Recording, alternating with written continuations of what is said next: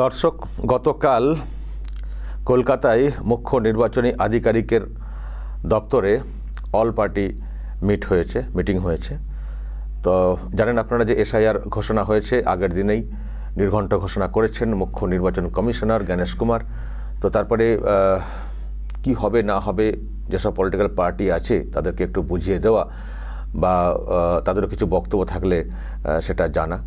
তো সেই জন্য একটা অল পার্টি মিট গতকালকে হয়েছে কলকাতায়। তো সেখানে বিভিন্ন পার্টির যারা রেকগনাইজ পার্টি আর কি, তাদের সব যারা প্রতিনিধি তারা সব ওখানে গিয়েছিলেন। তো যেটা খবর, কালকে নাকি প্রচুর হই হুল্লোড় হয়েছে মিটিংয়ে, এবং হই হুল্লোড়টা যেটা হয়েছে সেটা নাকি মানে করেছে তৃণমূল কংগ্রেস বেশি। মানে তাদের সব অবাঞ্ছিত সব প্রশ্ন, যুক্তিহীন প্রশ্ন রাখা হয়, আর যে ধরনের আনাড়িভাবে মানে বলা হয় সেটাও নাকি কালকে বলার চেষ্টা হয়েছে। কিন্তু ওখানে যারা বিরোধী পার্টির ছিলেন তারাও বেশ রুখে দাঁড়িয়েছিলেন। মানে যে কথাগুলো টিএমসির লোকজনরা বলছিলেন, তো তারই পাল্টা যুক্তি বা সামনাসামনি মানে একটা তর্কযুদ্ধ যদি বলতে হয়, সেটা নাকি কালকে হয়েছে, খুব হই হুল্লোড় হয়েছে। তো আমি দর্শক আরেকটু জানার চেষ্টা করব ডিরেক্টলি মিটিংয়ে যাকে এই মুহূর্তে দেখতে পাচ্ছেন, বিজেপি নেতা শিশির বাজোরিয়া। আমি ওনাকে অনলাইনে নেওয়ার চেষ্টা করব, কারণ উনি চাক্ষুষ করেছেন, সামনে থেকে দেখেছেন। তো কি হয়েছে এক্স্যাক্টলি, কী সব প্রশ্ন রাখা হচ্ছিল। আবার ববি হাকিমকে গতকাল দেখা গেছে, মানে অরূপ বিশ্বাস বা সুব্রত বক্সী ওনারা টিএমসির তরফ থেকে গিয়ে থাকেন নির্বাচন কমিশনের দপ্তরে, কিন্তু কালকে ববি হাকিমকে নিয়ে যাওয়া হয়েছিল। ববি হাকিম আবার বাইরে বেরিয়ে কালকে বলেছেন, যদি এই হয় সেই হয়, যদি এসব যোগসাজশ করে নাম বাদ দেওয়া হয় তাহলে ঠ্যাং ভেঙে দেবো, নাকি বলেছেন, ঠ্যাং ভেঙে দেওয়া। যেমন লোক তার তেমন তার যুক্তি, তেমন তার বক্তব্য। তো ভিতরে কি হয়েছে, দর্শক সেটা একটু জানার চেষ্টা করব। আমি অনলাইনে নেওয়ার চেষ্টা করছি শিশির বাজোরিয়া। হ্যাঁ, দেখতে পাচ্ছি, আমি পেয়ে গেছি। আপনাকে স্বাগত জানাই আরামবাগ টিভিতে। একটু বলুন, সকাল সকাল আপনাকে নিয়েছি, কারণ গতকাল থেকেই কৌতূহলটা ছিল আমার, কারণ মিডিয়াতে সব শুনতে পাচ্ছি খুব নাকি হই হুল্লোড় হয়েছে, খণ্ডযুদ্ধ, হাতাহাতি হতে নাকি বাকি ছিল, এরকম একটা ব্যাপার। তো কি হয়েছে বিষয়টা একটু বলুন তো শুনি। দেখুন, গতকাল যেই মিটিং আরম্ভ হলো, সিইও সাহেব বললেন আমরা একটা প্রেজেন্টেশন দেব এই এসআইআর নিয়ে। প্রেজেন্টেশনের আগেই তৃণমূল থেকে অরূপ বাবু ইন্টারাপ্ট করে বললেন, না আমাদের খুব একটা জরুরি কথা বলতে হবে। আজকে একটা মানুষ আত্মহত্যা করেছে, আর ওর সুসাইড নোটে লিখেছে এনআরসির জন্য আমি জীবন দিচ্ছি। আর এর জন্য অরূপ বাবু তখন বলছেন, আমরা মানে তৃণমূল কংগ্রেস আপনাদের সিইও ইলেকশন কমিশন অফ ইন্ডিয়াকে দায়ী করছি। যখন এই কথা আমি শুনলাম, আমি হাত তুলে বললাম কি সাহেব, আমারও একটা কথা আছে। যদি এটা কারেক্ট, এই আহ, যার মৃত্যু হয়েছে দুর্ভাগ্যবশত, যদি ওনার সুইসাইড নোটে এনআরসির কথা লেখা থাকে, তাহলে এর জন্য দায়ী শুধু আর শুধু তৃণমূল কংগ্রেস আর আমাদের রাজ্যের মাননীয় মুখ্যমন্ত্রী। কেন মাননীয় আপনি এনআরসির জুজু সবাইকে দেখিয়েছেন। সারা ভারতবর্ষে এনআরসি কোন প্রদেশে নেই আসাম ছাড়া, আসামে সুপ্রিম কোর্ট বলেছে। আর আপনি কেন মানুষকে গোড়া থেকে বিভ্রান্ত করছেন, ভয় দেখাচ্ছেন এনআরসি এনআরসি? যদি এটা মৃত্যু, আমি আবার বললাম, যদি এইটা কারেক্ট কি ওই উনি লিখেছেন এনআরসির জন্য আমি প্রাণ দিচ্ছি, তো মাননীয়া আপনি এটার জন্য দায়ী। এটাতে স্বাভাবিক তৃণমূল রেড়ে করে উঠলো, এটাতে আরম্ভ হলো। আর তারপর ওনারা বললেন যে একটা এনআরসি হতে দেব না, এসআইআর। এসআইআর এখন ওদের সুর পাল্টে গেছে, একজন বৈধ ভোটারের নাম বাদ দিলে, এটা তো বৈধ ভোটারের নাম বাদ দিতে কে চাইছে? কেউ তো চাইছে না। সবাই তো বলছে বৈধ ভোটারই তো হোক, যারা ভারতের নাগরিক তারাই তো ভোটার হবে, এটাই তো সবাই বলছে। এখন আপনারা আমি বললাম তৃণমূল, এটা শুনে আমার ভালোই লাগছে, আপনাদের সুর পাল্টে গেছে। কেন আগে যে বলতেন, এই অরূপ বাবু গত মিটিং এ যেই এসআইআর এর উচ্চারণ হলো, উনি বললেন এই শব্দ উচ্চারণ করতে পারেন না, এই শব্দ বলতে পারেন না। আমি বললাম আপনি কে মশাই? এটা কত মিটিং হয়েছিল? এসআইআর আমরা তো শব্দই বলতে দেব না, হওয়ার তো কথা ছেড়ে দিন। কি এখন ভুলে গেছেন? এসআইআর তো আপনি এসব এদের ট্যাকটিক ছিল, আর কিচ্ছু না। তারপর ইন্টেন্সিভ রিভিউ তে নিয়ে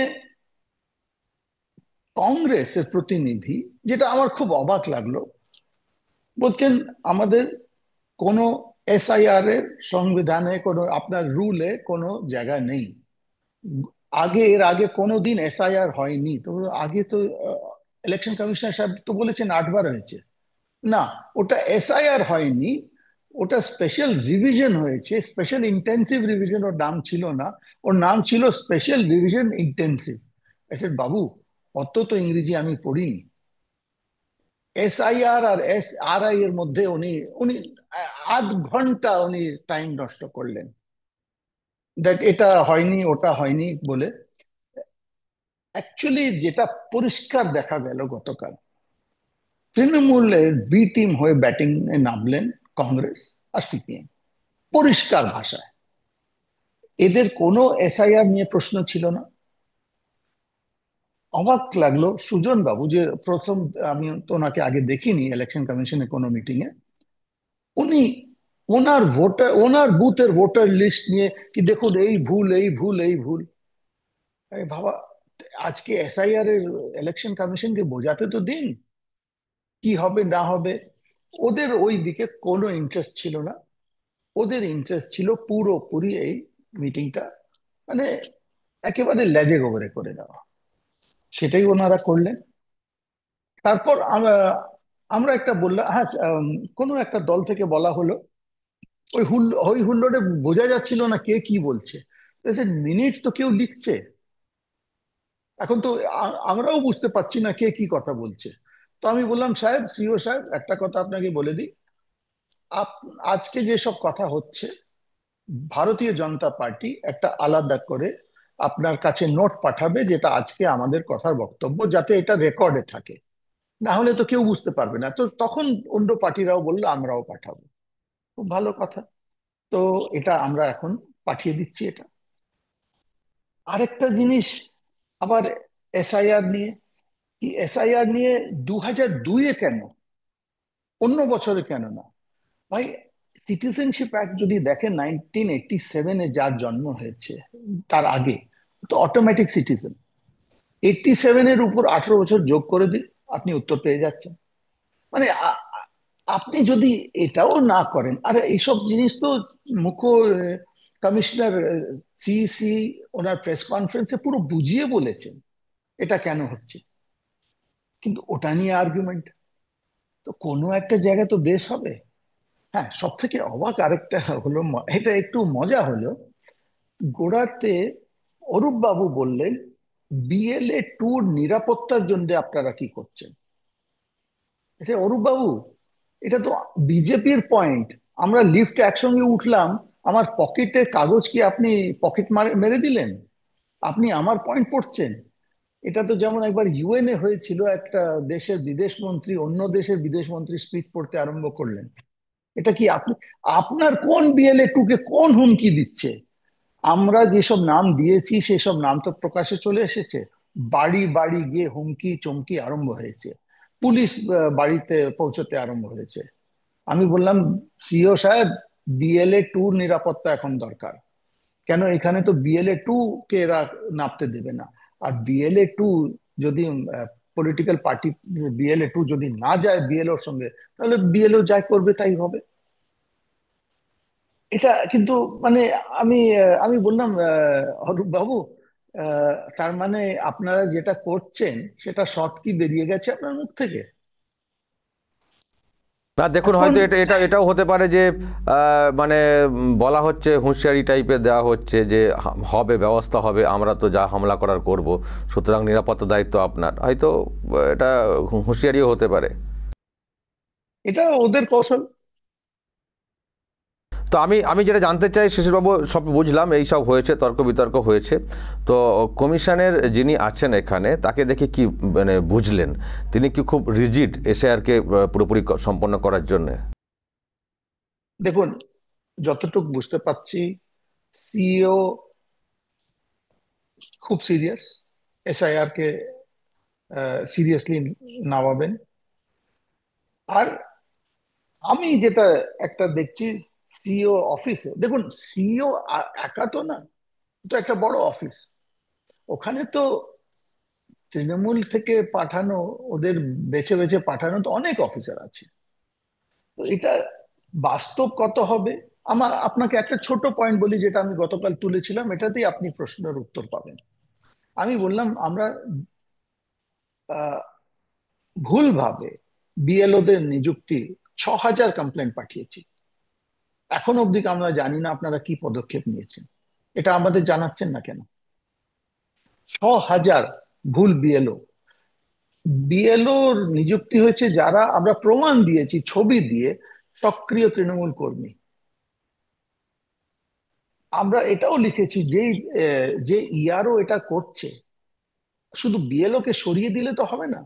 যতক্ষণ আপনি রাঘব হলদের ধরছেন না, আপনি ইআরও কে আর ডিও কে ধরছেন না, ওদের দায়ী করছেন না, শোকজ করছেন না, এটা তো হতেই থাকবে। গতকাল বললাম, আজ গত রাতে আর আজ সকালে আরো কমপ্লেন এসে গেছে ছবি দিয়ে, এই দেখো তৃণমূলের সক্রিয় কর্মী। তো আমরা আমরা বললাম দেখুন, এটা তো আপনাকে উত্তর দিতে হবে, আমরা যে কমপ্লেন দিচ্ছি তা, আচ্ছা যদি কমপ্লেন আমাদের ভুল তাহলে রিজেক্ট করুন কমপ্লেন। এইখানে কিন্তু সিইও অফিসকে পুরোপুরি আরো ভালোভাবে কাজ করতে হবে। না আপনি যখন ওই ওই কথা করে বললেন তখন কি মানে রিয়াকশন কি ছিল, কিছু বলেছে না চুপচাপ ছিল? বেশিরভাগ ওনারা চুপচাপ, সিইও চুপচাপ ছিলেন। উনি বললেন না আপনি সব উত্তর পাবেন, কিন্তু আমি বললাম সাহেব আমি স্যাটিসফাইড না। এই যে 6,000 কমপ্লেন আপনাদের সাইড থেকে কিছু শুনিনি, আপনাকে এটা বলতে হবে। আপনারা বলছেন 10,000, প্রত্যেক 10 বুথে একটা সুপারভাইজার বিএলও দেবেন, তো তাদের তালিকা প্রকাশ করুন, পাবলিক ডোমেনে ডালুন, এটা গোপন থাকবে কেন? আর হ্যাঁ, আরেকটা বললাম, ইআরও এসডিও লেভেলের তলায় কোনো অফিসার হতে পারে না, এটাও করেছে এরা। তো আমি বললাম দেখুন, আপনারা যদি অ্যাকশন না নেন, তো ডিও মানে তো ডিএম না, ডিএম সাহেবরা তো এটা করে, আপনার তো কোনো বাহিনী নেই, তো আপনাকে তো অ্যাকশন নিতে হবে। দেখুন, আমি আশা করি এইবার সিইও অফিস তা আগে তুলনায় অনেক ভালো কাজ করবে। কেন, একটা তো আমি বদল বদল দেখতে পাচ্ছি। আমি তো এখন অনেক বছর ধরে এই কাজটা করছি, আমি একটা চেঞ্জ দেখতে পাচ্ছি সিইও অফিসে। আম, অনেক ওইখানে যারা আছেন সিইও ঠিক তলায়, এডিশনাল সিইও, জয়েন্ট সিইও, ওদের একটা অ্যাটিটিউডে বদল দেখছি। তো আমরা তো খুব আশাবাদী দ্যাট এরা সিরিয়াসলি এবার কাজ করবে। মানে ওরা শাসক ঠিক ঠিক মানে ভেবেছিল যে তৃণমূলপন্থী লোকজনদেরকে ওখানে সেট করব, ফিট করব, কিন্তু আপনি বলছেন যে অবস্থারও পরিবর্তন লক্ষ্য করছেন।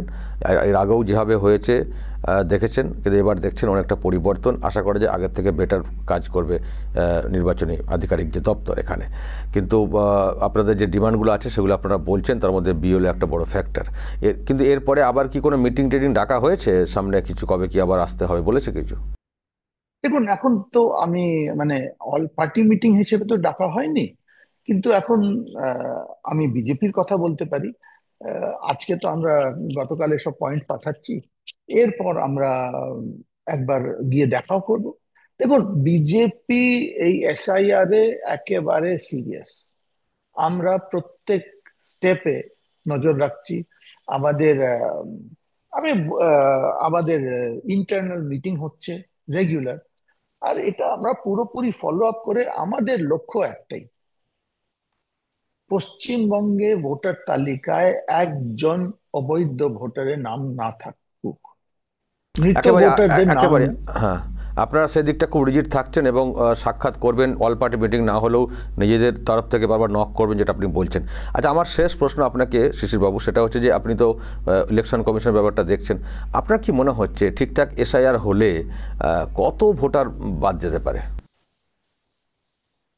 দেখুন, আপনাকে একটা পরিসংখ্যান দিয়ে এটা বোঝাই। আমরা যতটুকু শুনেছি গতকাল অবধি প্রায় 45% ম্যাচিং হয়নি। তার মানে 3,40,00,000 ভোটারের নাম এখনো ম্যাচিং হয়নি। আমি ধরে নিচ্ছি এর মধ্যে আরো 20% ম্যাচ হয়ে যাবে। কেন, ম্যাচিং এ একটু টাইম লাগে, তো ম্যাচিং হয়ে যাবে। তার আন্দাজে আমি বলছি 2 কোটি থেকে যাবে, যেটা আনম্যাচড। এই 2 কোটি ভোটার এলো কোত্থেকে? কি আমাদের জনসংখ্যা তো বেড়ে গেছে? যদি ঠিকঠাক হয়, ভালো করে যদি এসআইআর হয়, তাহলে আমি বলবো প্রায় 1 কোটির কাছাকাছি ভোটার বাদ যাবে, যেটা আমাদের দেশের ভোটার না। শুনুন, 1 বছর আগে 17.5 লক্ষ ডুপ্লিকেট নাম আমরা 40,000 পাতায় নথি দিয়ে দিয়েছিলাম 1 বছরের আগে। হ্যাঁ, আমরা কি দেখলাম? এক লাইনে 22-এর 22 ডিএম সাহেবরা, ডিও, এক লাইনে আমাদের রিজেক্ট করে দিল, বললো এই ধরনের কোনো ডুপ্লিকেট নেই। আপনি এটা চেক করলেন কি করে? আপনি দুদিনের মাথায় এটা রিজেক্ট করে দিলেন। আমরা 17.5 লক্ষ ডুপ্লিকেট ভোটার একেবারে বুথ ধরে ধরে পাঠিয়েছিলাম, মৃত ভোটারদের নাম পাঠিয়ে, যতটুকু আমাদের কাছে ছিল। কিন্তু দেখুন, আমরা তো, আমাদের কাছে তো কেউ ডেথ সার্টিফিকেট দেবে না। আমরা এটাও দিয়েছিলাম যে এইখানে আহ, একটি এপিকে 2 জায়গায় ভোট। হ্যাঁ, গতকাল এটা নিয়ে বলতেই হবে, একটা প্রশ্ন তো আমি তুললাম, আর এখানে আমি সিও সাহেবকে ডাইরেক্টলি চার্জ করলাম কি, সিও সাহেব, যিনি খুব এই স্টেটে, তার নাম খুব ভালোভাবেই লোকেরা জানে, পিকে বললেই সব বুঝে যায় পিকে মানে কি। তো এই যে বিখ্যাত পিকে, উনি 2টি রাজ্যের ভোটার হলেন কি করে? তার মানে উনি তো নিজে আবেদন করেছেন, নিজে তো, আম, আপনি তো নিজে ভোটার হয়ে যাননি। আপনি তো কোনো জায়গায় গিয়ে আবেদন করেছেন, তাতে আপনি ভোটার হয়েছেন, আপনার নাম উঠেছে। তার মানে উনি 2 জায়গায় ভোটার হয়েছেন, বিহারে আর পশ্চিমবঙ্গে। পশ্চিমবঙ্গে কোথায়? ঘটনাক্রমে ভবানীপুর কেন্দ্রে। এই কেন্দ্র কোনটা? যেখানে আমাদের মাননীয় মুখ্যমন্ত্রী, এইবার তো বলতে হবে, কম্পার্টমেন্টাল পাস করেছেন। যে এড্রেস দেখা যাচ্ছে, যেটা শুনেছি, মাননীয়ার বাড়ির কাছাকাছি অ্যাড্রেস, এটা কিভাবে হলো?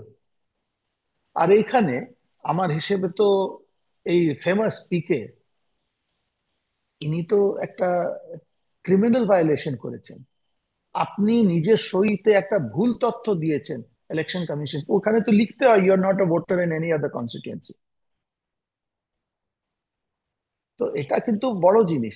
উনি এখানের কোচ, তাই জন্য হয়তো অত ডুপ্লিকেট ভোটার। যখন কোচের নিজেরই ডুপ্লিকেট ভোটার, তো খেলোয়াড়দেরও ডুপ্লিকেট করেছে। তো কমিশনের যিনি ছিলেন তিনি কি বললেন এর উত্তরে?